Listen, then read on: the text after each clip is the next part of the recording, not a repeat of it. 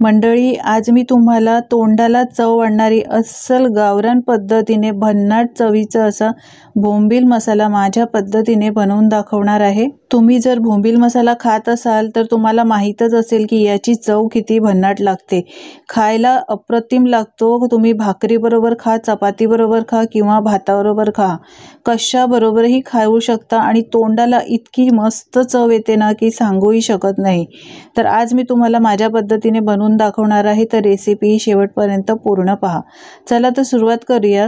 यासाठी मी इथे बोंबील घेतलेले आहेत। हे सुके बोंबील आहेत। तुम्ही खात असाल तर तुम्हाला माहीतच असणार की हे सुके बोंबील आहेत। तर आता हे सुके बोंबील साफ करून घ्यायचे आहेत आणि त्यानंतर याचे तुम्हाला हव्या त्या आकारामध्ये याचे तुकडे करून घ्यायचे आहेत, कारण यामध्ये धूळ, माती, कण असतात, तर हे साफ करणं व्यवस्थित गरजेचं आहे। तर हे बघा, मी बोटाच्या आकारा एवढे हे बोंबील आहेत ते मी असे कापून घेतलेले आहेत। तुम्हाला अजून मोठे हवे असतील तर तुम्ही ठेवू शकता, पण एवढ्या आकाराचे हे बोंबील कापून घ्यायचे। एवढा आकार हा भरपूर असतो, तर जेवढे पाहिजे तेवढे बोंबील तुम्ही घेऊ शकता।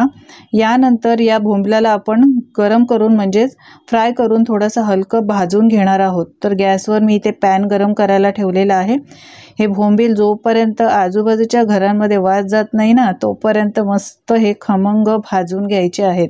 गॅसची फ्लेम फास्ट नाही ठेवायची, लो फ्लेमवरच आपल्याला हे बोंबील चांगले मस्त खमंग भाजून घ्यायचे आहेत, कारण यामध्ये एक उग्र वास असतो, तो उग्र वास निघून जातो अशा पद्धतीने भाजल्यामुळे।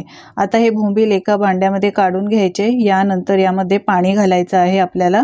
तर पाणी साधं पण घालू शकता किंवा कोमट पाणी घालू शकता। तर मी इथे कोमट पाणी घेतलेलं आहे, म्हणजे हे लवकर नरम पडतात। तर कोमट पाण्यात घालून 15 ते 20 मिनिटांसाठी आपल्याला असंच ठेवायचं आहे, म्हणजे नंतर आपल्याला जास्त शिजवायची गरज लागत नाही आणि हे मऊ होतात एकदम। आता बोंबील मऊ होत आहेत तोपर्यंत आपण एक मसाला करायला घेऊया। तर मसाला करण्यासाठी गॅसवर मी इथे पॅन गरम केलाय। 1 ते 2 चमचे तेल घालायचं। 2 उभा पातळ चिरलेला कांदा घेतलाय। कांदा चांगला सोनेरी रंग येईपर्यंत भाजून घ्यायचा आहे। गॅसची फ्लेम लो टू मीडियम ठेवलेली आहे आणि एकसारखं मिक्स करत याला सोनेरी रंग येत नाही तोपर्यंत कांदा चांगला भाजून घ्यायचा। त्याचा रंग आता बदललेला आहे। आता हा कांदा आहे तो एका बाजूला करून घेऊया आणि यामध्येच इथे मी अर्धी वाटी किसलेलं सुकं खोबरं घेतलंय।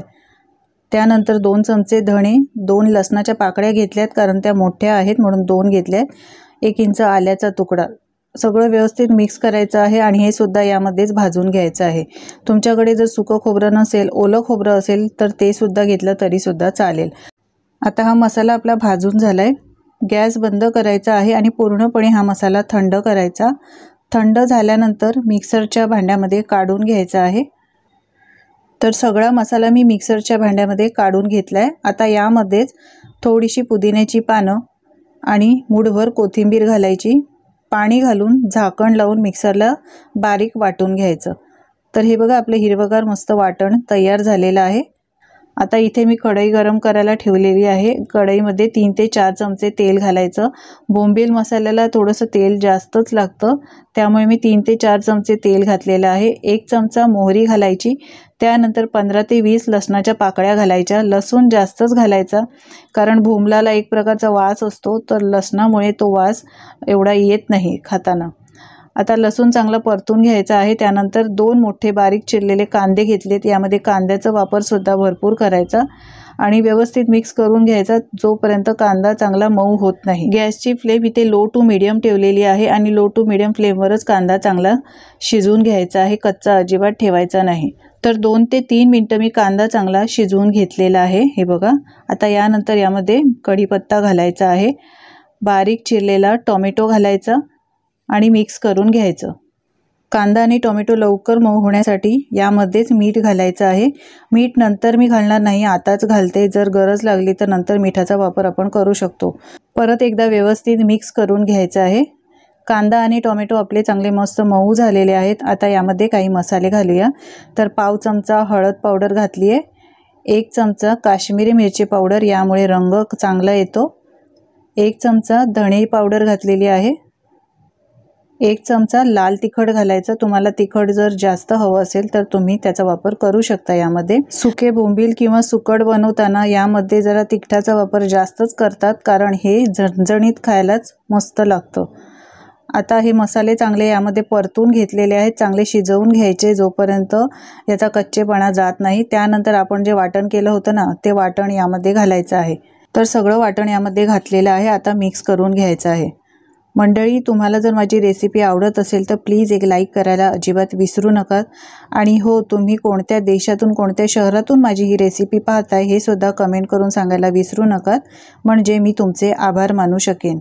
तर तुम्ही पाहू शकता हा मसाला मस्त शिजलाय, तेलसुद्धा वर आलेलं आहे, याचा अर्थ मसाला चांगला शिजला गेलाय।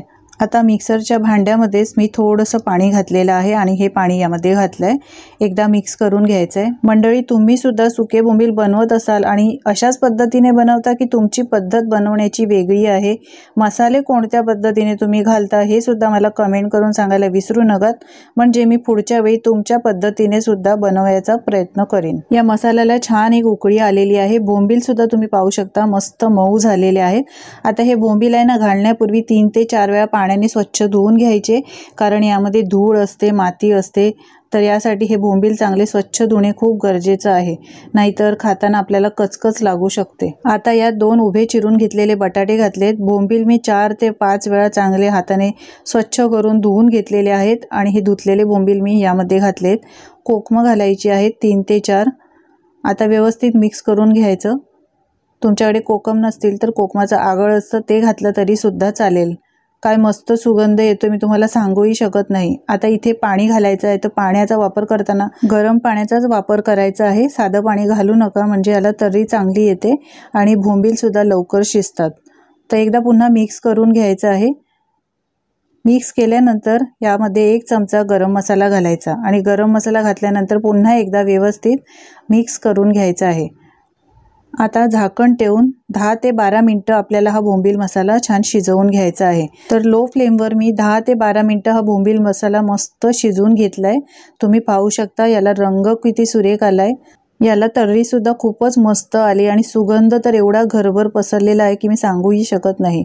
आता बारीक चिरलेली कोथिंबीर घालायची आहे भरपूर आणि एकदा व्यवस्थित मिक्स करून घ्यायचं। मस्त तोंडाला चव आणणारा झणझणीत आणि चमचमीत असा बोंबील मसाला आपला तयार झालेला आहे। हा बोंबील मसाला तांदळाच्या भाकरीबरोबर किंवा ज्वारीच्या बाजरीच्या भाकरीबरोबर खायला अप्रतिम लागतो। तुम्ही भाकरीबरोबर कधी खाल्ला नसेल तर तुम्ही अशा पद्धतीने हा बोंबील मसाला बनवून एकदा नक्की ट्राय करा। आणि हो, बोंबील मसाला बनवताना तुम्ही वाटणामध्ये अजून काही मसाले घालतात का हे सुद्धा मला कमेंट करून सांगायला विसरू नका। तर माझी खात्री आहे तुम्हाला आजची ही बोंबील मसाल्याची रेसिपी आवडलीच असणार। आवडली असेल तर करून पहा आणि करून बघितल्यानंतर तुमचे अनुभव माझ्यासोबत शेअर करायला अजिबात विसरू नका। तोंडाला चव आणणारी बोंबील मसाल्याची रेसिपी आवडली असेल तर लाईक करा, शेअर करा आणि अशाच नवनवीन रेसिपी पाहण्यासाठी चॅनलला सबस्क्राईब करा। पुन्हा भेटूया अशा छानशा नवनवीन रेसिपीसोबत। धन्यवाद।